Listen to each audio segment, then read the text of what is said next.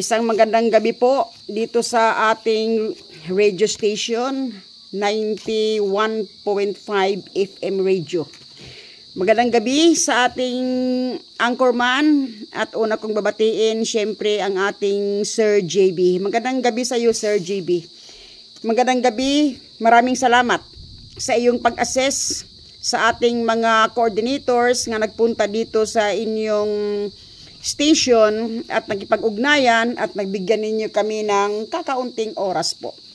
So, babatiin ko rin, bisang bilang pagbungad, babatiin ko ang mga libo-libo nga tagapagsubaybay, tagapakinig sa mga programa dito sa inyong radio station 91.5. Uulitin ko.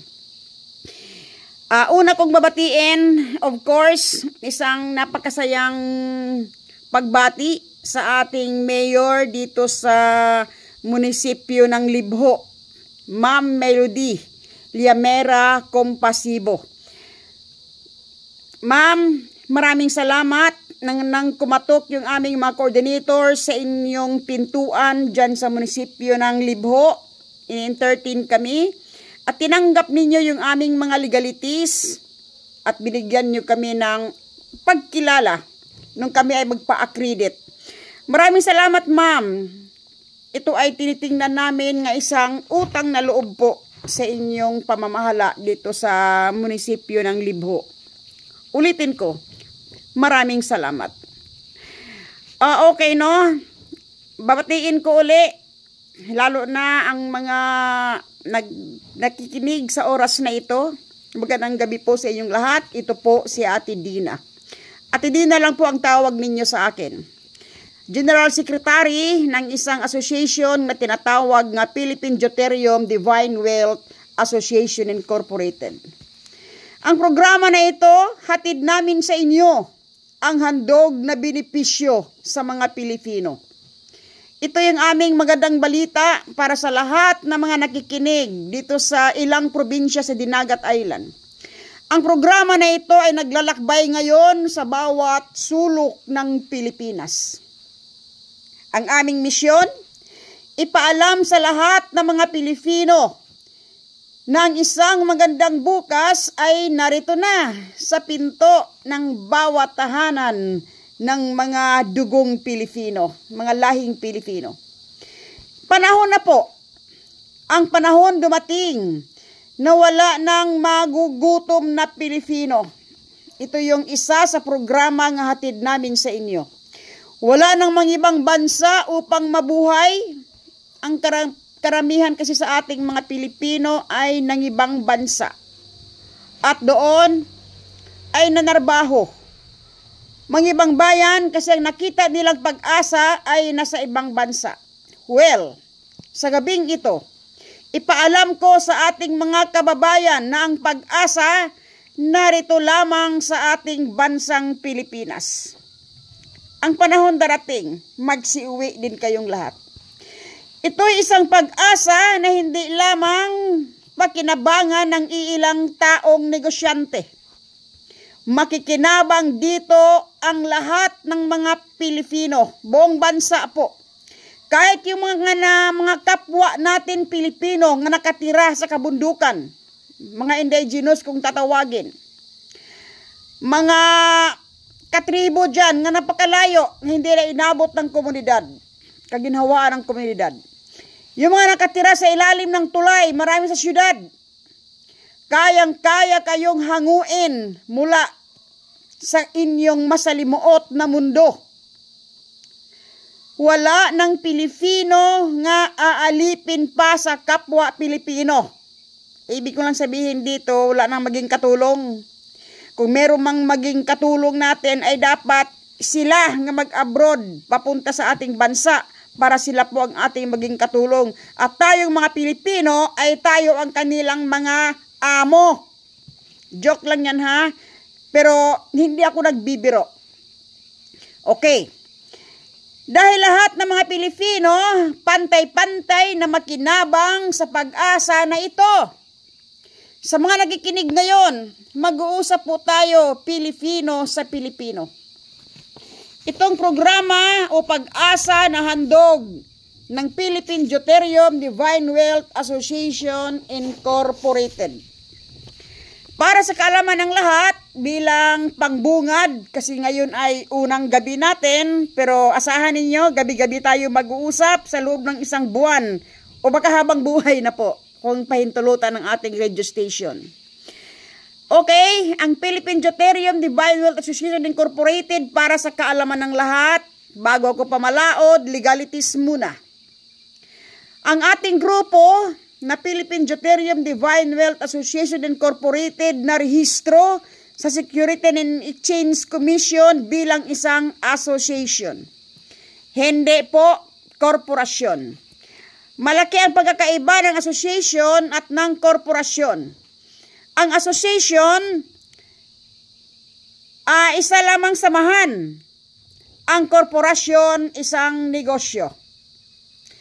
Dahil tayo ay association nga narehistro, isang samahan na walang negosyo, walang kita, at wala tayong pagkakakitaan nga pag-uusapan. Ang ating legalities naman, sa pagkuha natin ng Securities and Exchange Commission, meron tayong BIR nga nakaabang, pero since wala tayong negosyo pa, ito ay nakahanging lamang, nag-aabang lamang. Okay, no? Taon-taon lamang natin nire-renew. Kasi magkaakibat ito. Ang ating samahan na ito ay walang kinalaman sa mga relihiyon o politika. Assurance, ang politika ng ating pag-uusapan, tayo bilang mamamayan Pilipino, nasa ating mga kamay o mga daliri ang karapatang bumuto. Karapatan po natin ito. Kaya nagkakatulong din tayo sa ating mga kaibigan sa politika nga nagiging mabait po sa atin, nagiging kaibigan natin. Kaya po malaking tulong tayo, no? Pero assurance po, hindi kami banta po sa inyo kasi hindi kami nagbuo ng isang grupo para tumakbo sa halalan o party list. Tayo ay nakakatulong lamang sa mga mababait nating mga kapitan, mga mayores at mga gobernador. Kasi yun ang ating pakay. Katahimikan ng ating bayan. Pagdating naman sa relihiyon o sekta, hindi natin pag-usapan kung papaano mo nakilala ang Diyos, dyan ka na. Kung ano mang relihiyon o sekta ang kinatayuan mo, dyan ka na po. Wala na pong lipatan kasi wala tayong kinalaman sa sekta. Sa negosyo naman, wala tayong pinopromote o wala tayong networking dito nga pinopromote. Okay, no? Ang malinaw na mission ng grupo ay ito. Pagtibaying isulong ang hydrogen gas, deuterium, sa bansang Pilipinas para sa pakinabang ng mamamayang Pilipino. Ang pananaw ng ating grupo, wakasan ang kahirapan ng buong bansa at iangat ang kabuhayan ng bawat Pilipino at dadanasin sana ang maunlad na bukas. Ang sarap po pakinggan ng ating mga mission at vision. Meron pa tayong tinatawag nga objectives, mga layunin. Ang grupo ng Philippine Deuterium Divine Wealth Association Incorporated o PDDY in short, meron tayong objectives na ganito. A better life, isang masaganang buhay, economic change, pagbabago ng ekonomiya, eradicate poverty, puksain ang kahirapan, create sustainable jobs. Ibig sabihin, kaya nating mag-create ng mga napapanatiling trabaho. Social transformation, pagbabagong panglipunan. At ito yung pinakamahalaga sa lahat ng ating layunin. I-promote natin ang clean, environmentally friendly fuel. Ito kasi ang panahon, napapanahon po. Kailangan nating buksan itong environmentally friendly fuel nga hydrogen gas na deuterium ng Pilipinas. Sa ibang oras pag-usapan natin ito ha. Kung bakit tayo ang magbukas nito at bakit ito narito sa Pilipinas. Itong hydrogen gas kaya napapanahon po ito. At isa sa ating layunin, standard living in every single Pilipino. Napakaganda. ng ating mga pananaw, mission, vision. Okay, bilang unang gabi na pangbungad sa publiko, ang Philippine Deuterium Divine Wealth Association Incorporated. Ito'y asosasyon na binubuo ng 17 Board of Directors. Ipakilala namin sa inyo po sa publiko. Bakit 17 Board of Directors ang meron tayo? Sang-ayon ito sa 17 regions ng buong bansa. Bawat rehiyon may nakadestino. Kung magdagdag man tayo ng ibang rehiyon, well, magdagdag pa rin tayo ng iba pang mga board of directors. Anong pakay natin? Sa bawat rehiyon, may tumatayo na isang board of director na nangangalaga na magiging pintuan nating lahat para sa pangarap nating mga Pilipino. Kaya dito, dahil sa programa na ito, dito ngayon sa Caraga Region, kinabibilangan ng Caraga Region ng Region 13. Meron tayo dito ngayong nakalagay na isang Regional Coordinator Director. Babatiin ko siya. Ma'am Lolita Sumundong Faborada. Ma'am, magandang gabi at salamat sa init ng iyong puso. Tinatrabaho mo ngayon ang Region 13, kaya narito ngayon tayo sa 91.5 sa iyong, dahil sa iyong ginagawa sa init na puso na iyong partisipasyon para maisulong natin yung ating advokasya sa mga kapwa Pilipino. Naging dahilan po kayo, ma'am, na lumalawak ngayon ang grupo dito sa Caraga Region. Okay. Babatiin ko rin ang kasama mo nga nagiging national organizer. Malaking party po ang ginagawa ng isang national organizer. Siya po ang nagmamanage ng mga volunteer group sa buong Pilipinas. Dito lang, yes, buong Pilipinas actually. National Organizer Edwin Clemencia Uhagan. Sir, magandang gabi sa iyo. Salamat sa iyo. Ngayon, naglagay din tayo ng mga provincial coordinator sa 89 ka-provinces sa buong Pilipinas. Kailangan po. Kaya dito ngayon sa Surigao, may mga nakadestino tayo dito ngayon. Babatiin ko sila. Salamat sa inyo, sa ating mga provincial coordinator dito sa Surigao del Norte. Kay Belen L. Espaldon. Salamat po. Salamat po sa init ng iyong puso para maisulong ang advokasya ng ating grupo dito sa Surigao del Norte.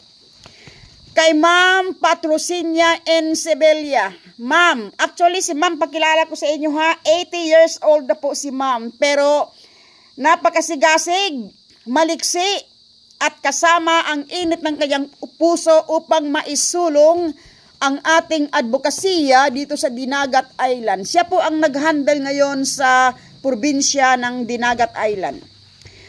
Batiin ko rin si Ma'am Gloria M. Songkoya nga naging provincial coordinator sa Agusan del Sur.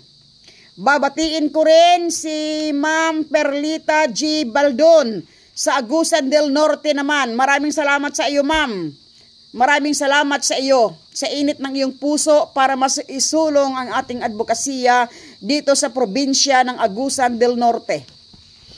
Ngayon, naglagay din tayo ng mga municipal coordinator. Ang buong Pilipinas, merong 1,400 mahigit, more or less cities and municipalities. Ang buong Pilipinas, kaya naglalagay din tayo ng mga probinsya, no? Dito lang po ako, batiin ko lang yung mga lokal nga na-assign dito lang po sa area nga kung saan ginagalawan o inabot ang ating frequency. Actually, buong Pilipinas ang ating sirkulasyon ngayon. Babatiin ko si Marta Dali Bernal, City Coordinator. Si Colito L. Paramidi ng Dapa, Siargao. Sir, salamat. Marilo Espinido ng San Benito, Siargao. Belma N. Sevilla del Carmen, Siargao. Wow, marami na pala tayo dito mga coordinators. Rogelyn C. Meron, tama ba ako? O Moson. Santa Monica, Siargao. Kay Cosil Il Abenosa, Burgos, Siargao. kay Philin M. Olita, San Isidro, Siargao, kay Nida Dalubatan, Sison, Surigao del Norte. Wow, ma'am, thank you. Antonio Odigol, Placer, Surigao del Norte. I'm sorry ha, pero ito yung... Okay, salamat po, no? Pero maraming salamat sa inyo. Kung nagkamali man ako sa pagbasa, basta yun na yun. Binati ko kayo. Okay. Si Beberlina Unday, City Coordinator ng Butuan City. Gloria Natinga ng Kasuwagan, Lanao del Norte. Kaya ba sa Lanao, Kasuwagan del Norte ang ating radio station ng frequency natin? Anyway, salamat sa iyo, Ma'am Georgia. Marcial Hubahib, Linamon, Lanao del Norte. Rosalinda Argalion, Kapatagan, Lanao del Norte. Mary Jane Orsal, Malaybalay City, Bukidnon. Oh, hanggang Bukidnon. Chiofilo Taglinaw Jr., Kabangkalan, Bukidnon. William N. Sevilla ng Libho, Dinagat Island. Oh, Dinagat Island sa area natin. Eduardo Tuason, San Jose, Dinagat Island. Meron pa dito, no? Hindi ko na mabasa. Hubahon, Dinagat Island. Ibig sabihin, napakarami na pala natin coordinators nga gumagalaw ngayon dito sa local na area na ito. Maraming salamat sa inyo. So, meron tayong 42,000 barangay sa buong Pilipinas bilang mga barangay coordinator. Sa ibang panahon, mababati ko rin kayo, pero sa ngayon, sulong muna tayo sa ating mahalagang pakay para mapaabot natin sa ating mga Pilipino kung ano ba talaga itong ating pag-asa na pinag-uusapan. Sa ganda ng ating mga sinasabi, napakaganda ng ating mga sinasabi, dito may katanungan, meron akong experience na ibabahagi sa inyo. Nagpa-accredit kami kay Mayor Ros Rizal ng Calamba, Laguna, no? Sa Laguna, Calamba City. Ang sabi ni Mayor, nung binabasa niya yung ating objectives, mission, vision, ang sabi niya, napakaganda naman ang inyong mga pangarap. Of course, ang tanong niya, sa ganda ng ito, may katuparan kaya? Ang pangako, maganda. Basta tutuhanin. Yan po ang mga words, mga salita na binitawan ng ating butihing Mayor Ros Rizal. Actually, babatiin ko si Mayor Ros Rizal, kahit hindi makarating sa kanya yung frequency natin. Maraming salamat sa iyo, Mayor Ros Rizal. Napakabuti ng iyong puso. Babatiin ko rin ang Vice Mayor Tuti Lazaro. Alam mo, meron akong hindi makalimutan kay Mayor Ros Rizal. Ang sabi niya, maganda ang ginawa ninyo. Kasi hindi lang naman kami may tungkulin sa bayan, kayo rin bilang mamamayang Pilipino, may tungkulin din kayo sa ating bayan. Napakasarap po. Salamat sa iyo, sir. Salamat sa iyo, Mayor at Vice Mayor ng Calamba. So, sa ating pagpatuloy, sa anong paraan nga ba ito matutupad? Ang pangako na ito hindi kaya drawing lamang. Assurance po, mga kapwa ko Pilipino, hindi ito drawing. Sa anong paraan matutupad ang ating mga pangako, ang ating mga pangarap, mga mission, vision, objectives? Ganito lamang po. Itong tinatawag na hydrogen gas, deuterium ng bansang Pilipinas. Take note sa lahat ng mga nakikinig ngayon dito sa buong dakbayan ng Dinagat. Alam ko, dito nakatumbok ang ating kayamanan na ito. Surigao kasi ito. Itong deuterium, actually, maraming hindi naniniwala, maraming agam-agam. Pero sa kaalaman ng lahat, ang usaping deuterium, hindi ito chismis sa Pilipinas. Panahon pa ito ng ating Pangulong Ferdinand Marcos Sr. 1986 pababa, 85, 84, 83. Ibig o ninais niyang yumaman ang Pilipinas gamit ang deuterium na ito. Nagkaroon ng feasibility studies, pinag-usapan, pinag-aralan, kasi ang project site nito actually mapalad ang mga Surigao nun. Naglaan ng malaking pundo, ngunit nauwi lamang ang lahat sa panaginip ng ating mahal na Pangulong Ferdinand Marcos kasi nawala siya sa Malacanang 1986, buwan ng February dahil sa EDSA Revolution. 1987, dumating sa Pilipinas ang siyentes ng mga Amerikano, OPIC. Pinag-aralan ng Surigao nang napatunayan nagpagkasundo sa Pilipinas sa panahon ni Madam Cory Aquino. May istorya kung bakit hindi natuloy ang proyekto sana ni Madam Cory at ng OPIC, Overseas Private Investment Corporation. Siguro sa ibang panahon pag-usapan natin para mayroon kayong knowledge. Bakit ba hindi natuloy sa panahon ni Madam Cory noong 1986? Kasi actually, pinagtangkaan na ito ng mga Amerikano. Meron ng malaking pundo nga nauubos dito nung sinimulan nila ito noong 1987. Okay. Ibig sabihin ko sa minsay ko sa inyo, hindi ito chismis at hindi ito biro. Dahil mismo ang ating mahal nga Pangulong Ferdinand Marcos Jr., hinain niya ito sa lamesa ng Senado noong December 27, nung ito'y mailahad sa mga pahayagan, isang Senate Bill 408 noong taon 2013, senador pa siya. Ibig sabihin, alam niya, naniniwala siya. At sinong nakapanood sa inyo sa interview ni Martin Andanar with Ferdinand Marcos Jr. noong nangungumpanya pa siya? Alam ito ni Imelda Marcos. Okay. Kamakailan lamang, isa na namang Pilipino, dalubhasa, siya si Anthony B. Halog. Nasa mga pahayagan.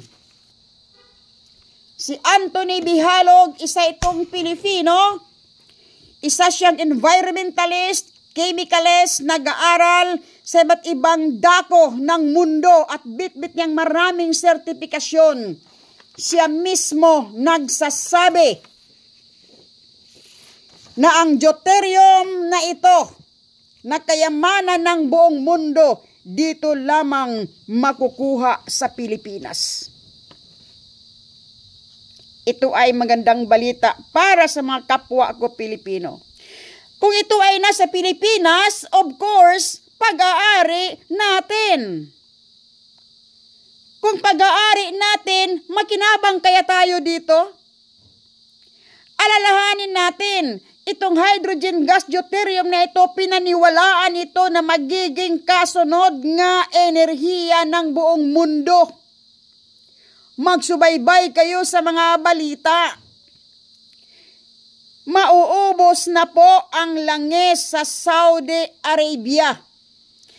Sa pagkaubos ng langis sa Saudi Arabia, pinaniwalaan ng mga dalubhasa na itong deuterium o tinatawag na hydrogen gas. Deuterium sa scientific name. HD20 ang simbolo. Ito ay naidokumento at pinaniwalaan si Anthony B. Halog sa lahat ng mga scientist, mga dalubhasa sa buong mundo sa kanyang sinasabi nga ang kayamanang deuterium dito lamang makukuha sa Pilipinas. Well. Pagmamay-ari ng mga Pilipino. Kaya ito pinaniwalaan at nakaabang. Ito ang susunod na enerhiya sa buong mundo kasi ayon sa mga balita, magsubaybay din tayong lahat at magmamasid. Mauubos na po ang langis sa Saudi Arabia. Ito ang pangpalit sa maglaho nga enerhiya o gasolina sa Middle East, particularly Saudi Arabia. Kaya kung mayaman ang mga Arabo dahil sa gasolina, aba, siguro naman ang panahon darating, napakayaman din ng mga Pilipino dahil sa deuterium na ito. Tanong, makinabang kaya tayong lahat. Kailangan po. Kailangan bit-bit natin sa ating pagyaman yung lahat na mga pulubi dyan sa kalye. Lahat yan. Pantay-pantay nating pakinabangan ito. Anong paraan natin ito pakinabangan? Actually, bigyan ko kayo ng hint. Ang Deuterium o Philippine Deuterium Divine Wealth Association Incorporated, magtayo tayo ng isang korporasyon. Yan ang target, ha? Magtayo tayo ng isang korporasyon nga ang korporasyon na ito pagmamay-ari mo. Ikaw, ako, siya at sila, kahit yung mga anak mo ngayon nga bagong panganak o bagong silang, kailangan siya isa sa may-ari ng korporasyon na ito. Ang korporasyon na ito kailangan pagmamay-ari ng 70% na mga Pilipino nga tinatawag na poverty line. Ito kasi ang nangangailangan ng tulong na makaahon sa kahirapan. Yun ang ating target. Kaya pag nangyari ng malaking korporasyon na tayo ay may-ari nito, magninegosyo tayo sa hydrogen gas nga ang kita nito magbenepisyo kayo. Lahat nga may-ari ng korporasyon magbenepisyo. Of course, yung may-ari lamang. Alangan, bibigyan natin yung hindi may-ari. May-ari lamang ang magbenepisyo. Kaya ngayon, dahil dito, no, ihangin ko muna kayo kung sa anong paraan natin may tayo ang isang malaking korporasyon nga magninegosyo sa deuterium ng mga Pilipino. Nga kailangan sangkot kayong lahat nga magiging may-ari dito. Actually, yung mga hakbangin nito, inilalatad na po ang programa na ito. Siguro, limitado ang ating oras kasi actually, maraming salamat tayo sa 30 minutes nga binigay sa amin dito sa 1.5. Bukas uli, maaari tayong magsasama. Pag-usapan natin kung sa anong paraan maitayo ang korporasyon na pagmamay-ari ng mga Pilipino at dito manggagaling ang pangakong benepisyo ng ating PDDY o pangakong benepisyo ng ating programa para sa mga Pilipino. Sa ngayon, magandang gabi muna sa lahat. Sana po ay huwag kayong magsawa o nagsimula pa lamang tayo sa ating programa. Sana po bukas, sa lahat ng mga nakikinig ngayon sa programa na ito, bukas please, subaybayan ninyo uli si Ate Dina. Subaybayan ninyo uli ang ating programa at magkaroon tayo ng mga mahalagang impormasyon. Updated namin kayong lahat sa anong paraan ba natin mabuksan ang kayamanan ng Pilipinas na kayo, ako, siya, kahit yung mga anak ninyo, ipamana nyo na ito. Yung mga anak ninyo ngayon, ang siyang tagapagmana nito. So ngayon, hanggang dito na lang po muna. Maraming salamat kay Sir JB. Sir JB, maraming salamat po sa iyo. At maraming salamat din. Lalo na ulitin ko, no? Mayor Merodel Yamera Compasibo, salamat sa pagtanggap mo sa ating mga legalities. At malaya na po nga maglalakbay ang ating programa sa buong munisipyo ng Libho. Ma'am Patrocinia, okay. Diyan sa probinsya ng Dinagat Island, malaya na po. Sana po magkaroon tayo ng panahon pa nga makausap natin ang ating gobernador para tayo ay mapagbigyan. Sa ngayon, hanggang dito lang po muna. Hanggang bukas po, magkita tayo muli o mag-usap tayo muli. Ito po si Ate Dina, General Secretary ng Philippine Deuterium Divine Wealth Association Incorporated.